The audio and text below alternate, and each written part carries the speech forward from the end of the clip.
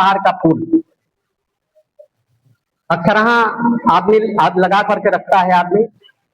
सदाबहार का फूल यदि हम सेवन करेंगे, किसी को ब्लड प्रेशर है या शुगर है, उस स्थिति में सदाबहार का हम इस्तेमाल करते हैं। उसके पत्ता या फूल, 7 पत्ते या फूल का इस्तेमाल करते हैं, तो हम अपने बीपी और शुगर को कंट्रोल करके रखेंगे। उसी तरह से ये केला है, अगर मान लीजिए अचानक किसी को कट गया या किसी को कहीं से खून बहने लगा, मेरे पास कोई दवा नहीं है, अगर केले का थम है, केले का गांठ है, केले के गांठ से केले का रस को निकालेंगे और उसको उस जगह पर लगा देंगे। अगर अधिक मात्रा में हो रहा है तो उसको थोड़ा सा केले का रस को पिला देंगे और किसी तरह से रुई से या कपड़े में भिगाकर जहां कटा हुआ स्थान है वहां पर लगा देंगे, तो लगाने के साथ ही खून बंद हो जाएगा। वैसे हम फिटकरी का भी इस्तेमाल कर सकते हैं। फिटकरी का घोल बना करके अगर कहीं कट गया उसमें लगा देंगे तो आपका खून बंद हो जाएगा। उसके बाद एक दुर्वा घास है, दुर्वा घास को अगर हम पीस करके पी लेंगे, मेरा खून बहना बंद हो जाएगा।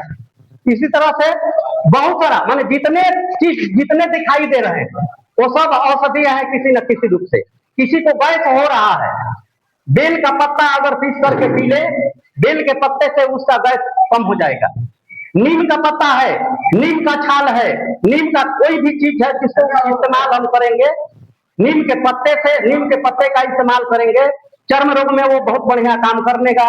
जोंक मारने, पेट में अगर बच्चे का जोंक है या किसी को जोंक है, जोंकू के लिए उसको पीस करके नीम के पत्ते को देंगे, उससे उसका जोंक भी मर जाएगा।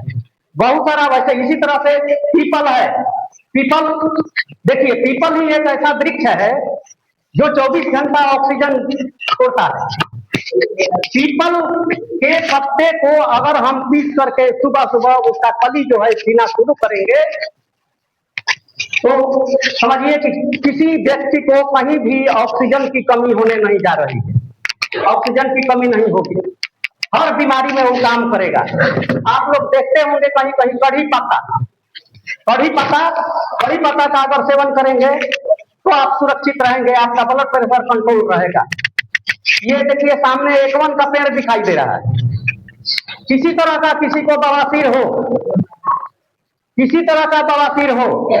एकवन के 3 को ऊपर का कोमल का पत्ता जो है उसको पीस करके 2-3 दिन पी लीजिए, आपका बहुत ठीक हो जाएगा। खाली पेट आयुर्वेद का सब दवा खाली पेट इस्तेमाल किया जाता है, सुबह में खाली पेट। एलोवेरा देखे होंगे आप लोग। एलोवेरा के किसी भी रूप में अगर सेवन करते हैं तो वो पैर के नाखून से लेकर के और जितने भी हमारे शरीर में अंग हैं उस सब अंग पर, और पैर से नाखून से लेकर के और सिर के बाल तक जो है उस सब में काम करता है। उसको निमन आदमी, अच्छा आदमी यदि पिएगा, जो बीमार नहीं है वो पिएगा तो बीमार नहीं पड़ेगा, अब बीमार आदमी पिएगा तो उसका बीमारी ठीक हो जाएगा। तो इस तरह का बहुत हम लोगों के किचन में जितने भी मसाले हैं, चाहे वो धनिया हो, जीरा हो, जवाइन हो, मंगरैल हो, मरीच हो, तेजपत्ता हो, आदि हो, लहसुन हो, प्याज हो, ये सभी के सभी औषधीय गुण इसमें है। और ये इसको यदि हम इस्तेमाल करेंगे तो हमारी बीमारी जड़ से चली जाएगी। जैसे मान लीजिए किसी को पेट में बहुत गैस बनता है, जवाइन, जीरा और सौंफ और मेथी, ये चारों को बराबर मात्रा में लेकर के पीस ले और पीस करके चूर्ण बना ले, और चूर्ण बनाकर रोज सुबह 1 चम्मच, सुबह 1 चम्मच, शाम खाना खाने से पहले, किसी तरह का गैस नहीं रहेगा, दर्द रहेगा वो भी ठीक हो जाएगा, शुगर में भी काम करेगा, ये हर तरह के बीमारी में काम करेगा।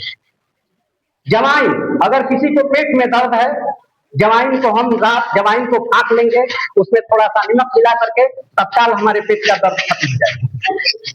इसको प्रयोग करके देखना, ये सब प्रयोग किया हुआ चीज है।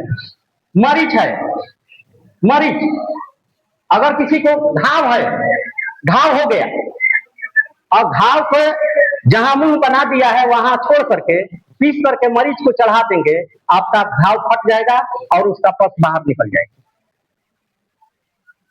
खांसी में मरीच बहुत बढ़िया काम करता है। खांसी हुआ है, आप उसको चाय बना लीजिए, अदरक डाल लीजिए, गुड़ डाल लीजिए और